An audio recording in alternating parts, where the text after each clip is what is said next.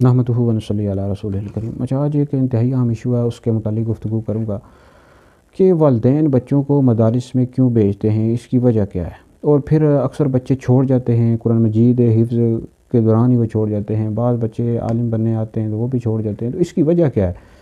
اور اللہ کا شکر ہے، میں نے قرآن مجید بھی حفظ کیا، عالم بنا، مفتی، یعنی میں نے اللہ کا شکر ہے بہت اپنی زندگی کا ایک بہت زیادہ حصہ مدرسے میں گزارا ہے، جامعات میں گزارا ہے، پڑھتا رہا ہوں، طلباء کو دیکھتا رہا ہوں۔ تو یاد رکھیں کہ بچے کو قرآن مجید حفظ کرانا کوئی ضروری نہیں ہے، نہ ہی عالم بنانا کوئی ضروری ہے۔ تو یہ آپ اصل والدین کی یہ ذمہ داری ہوتی ہے کہ اپنے بچوں کی تربیت کریں گھر سے۔ اب کئی والدین ہیں بچوں سے تنگ آتے ہیں اور ان کی تربیت نہیں کر پا رہے ہوتے، یا بچے ان کو تنگ کر رہے ہوتے ہیں، تو والدین کی خواہش ہوتی ہے کہ ہمارا بچہ مدرسے چلا جائے، اپنے سر سے ذمہ داری اتار دیتے ہیں اور مدرسے کے سر پر ڈال دیتے ہیں کہ جناب ہمارا بچہ یہاں پر بہت اچھی تربیت پا جائے گا۔ اب میں نے خود کئی جامعات میں رہا ہوں، دیکھا ہے کہ کئی بچے ایسے ہوتے ہیں کہ جو قرآن مجید حفظ کرنے آتے ہیں یا عالم بننے آتے ہیں، تو ان کی گھر سے جب تربیت نہیں ہوتی تو دیگر بچوں کو بھی خراب کر دیتے ہیں۔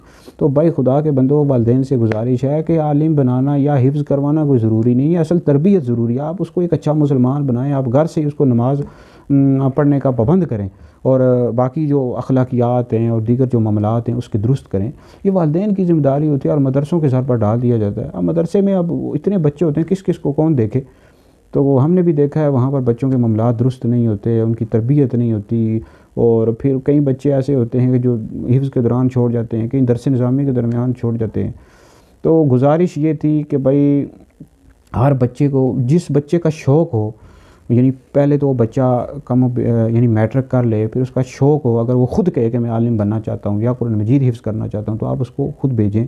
بالکل وہ شوق کی بنیاد پر جو بچہ جائے گا وہ اچھا پڑھے گا۔ اللہ کا شکر ہے ہم نے بھی جو پڑھا شوق کی بنیاد پر پڑھا ہے، یہ نہیں ہے کہ ہم پر والدین نے کوئی زبردستی کی۔ تو بچوں پر آپ زبردستی نہ کریں، زبردستی اس کو مدرسے میں نہ بھیجیں حفظ کے لیے یا عالم بننے کے لیے۔ زبردستی بھیجیں گے تو وہ صحیح پڑھے گا نہیں، اگر پڑھ بھی گیا تو وہ فائدہ کچھ بھی حاصل نہیں ہوگا۔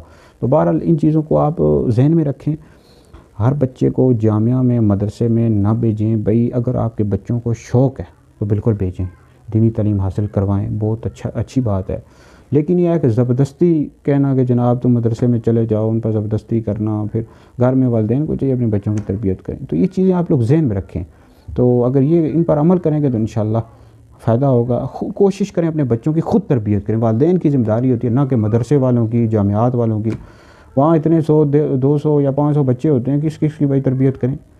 تو والدین کو چاہیے اپنے بچوں کی خود تربیت کرو۔ بھائی ہر بچے کو عالم بنانا فرض واجب نہیں ہے، حفظ کروانا ضروری نہیں ہے، اچھا مسلمان بنائیں، تو نمازی بنا دیں اور بیسک اس کو چیزیں سکھا دیں والدین، تو یہ آپ کے لیے بہت بڑا صدقہ جاری ہے۔ اللہ تعالیٰ ہمیں عمل کی توفیق عطا فرمائے۔